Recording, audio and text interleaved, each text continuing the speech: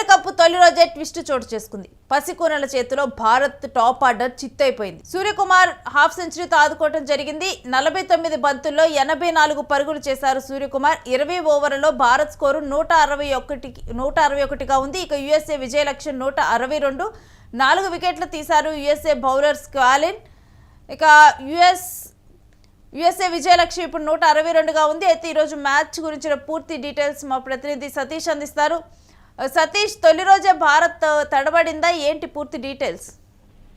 ముఖ్యంగా ఈ రోజు ఏదైతే ప్రపంచ 2020 వరల్డ్ కప్ ఫస్ట్ మ్యాచ్ జరుగుతుంది, యుఎస్ఏ వర్సెస్ ఇండియా జరుగుతుంది. ముఖ్యంగా యుఎస్ఏకి సంబంధించి అంటే పసికూన జట్టులో కొంచెం తడబడ్డారు ఇండియా బ్యాటర్లంతా కూడా. ఎందుకంటే టాప్ ఆర్డర్ తడబడింది, మిడిల్ ఆర్డర్ తడబడింది, దాంతో పాటు లో ఆర్డర్ కూడా ఆల్రౌండర్స్ కూడా అందరూ తడబడ్డారు. ప్రస్తుతం నిర్ణీత 20 ఓవర్లలో 161 పరుగులకు పరుగులు చేసింది ఇండియా.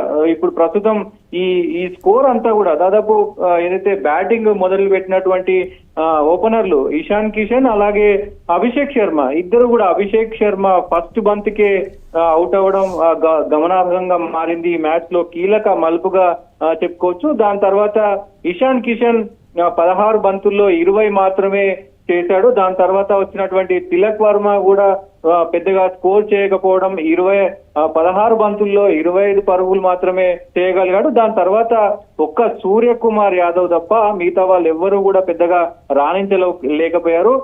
లో ఆర్డర్ లో ఉన్నటువంటి శివం దుబే డక్అవుట్ అవ్వడం, దాంతో పాటు హర్షదీప్ ఇదైతే ముఖ్యంగా పాండ్యా హార్దిక్ పాండ్యా 5 పరుగులే చేయడం. ముఖ్యంగా అక్షర్ పటేల్ కూడా ఆల్రౌండర్ అయినటువంటి అక్షర్ పటేల్ కూడా పెద్ద ఎత్తున రాణించకపోవడం, కేవలం 14 పరుగులే చేయడం. లో ఆర్డర్ లో అంటే బౌలర్లు కూడా, ఎందుకంటే బౌలింగ్ చేస్తారు తప్ప బ్యాటింగ్ లో పెద్దగా రాణించరు కాబట్టి అటు middle order, top order, lower order, ముఖ్యంగా ఓపెనర్లు ఎవరు రాణించకపోవడంతో నిర్ణీత 20 ఓవర్లలో 161కి పరుగులు చేసుకుంది. ఇక్కడ ముఖ్యంగా ఫామ్ లో ఉన్నటువంటి సూర్యకుమార్ యాదవ్ ఒక్కడే మ్యాచ్ ని కొంచెం అడ్డం తింపాడు.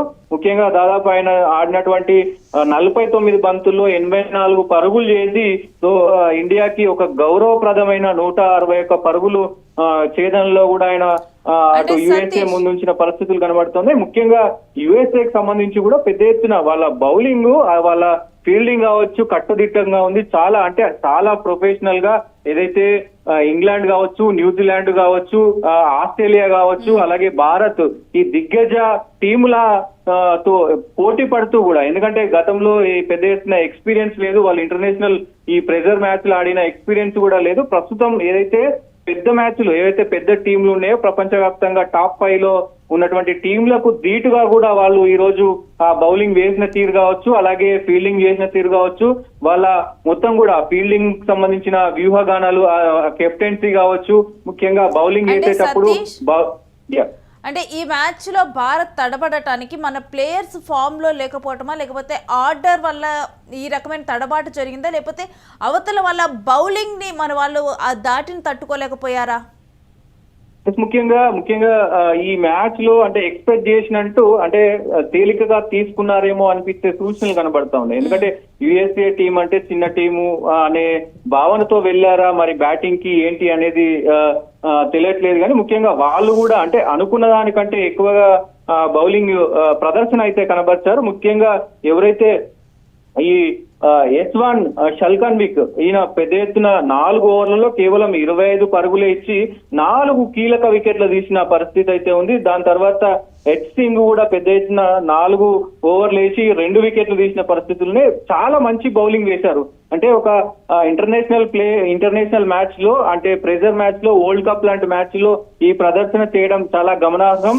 అంటే వీళ్ళు చిన్న టీమే అని కొద్దిగా అటు ఇటు అయినట్టు తెలుస్తా ఉంది. ముఖ్యంగా ఈ బ్యాటింగ్ చేసిన తీరు కనుక చూస్తే అందరూ చాలా సింపుల్ గా అవుట్ అయ్యారు. ఏదో అంటే భారీ షాట్లు కొట్టి అవుట్ అయ్యారు, లేదంటే సునాయాసంగా అవుట్ అయ్యారు అనేది కాదు, వాళ్ళు ఆ బ్యాటింగ్ ఆర్డర్ లో కొంచెం గట్టిగా కొట్టే ప్రయత్నం చేయలేదు, అంటే తేలికగా తీసుకున్నారు.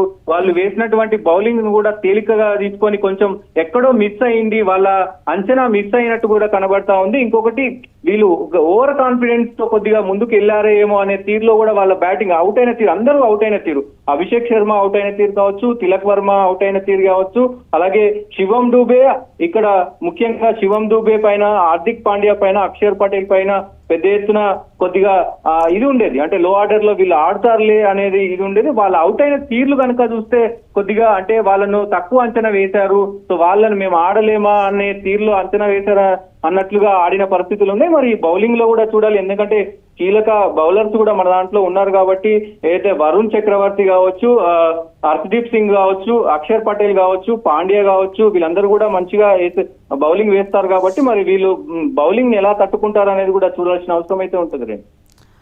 రైట్, స్టే విత్ సతీష్, మీ దగ్గర నుంచి మరిన్ని డీటెయిల్స్ తీసుకుంటాం ఇక మ్యాచ్కి సంబంధించి.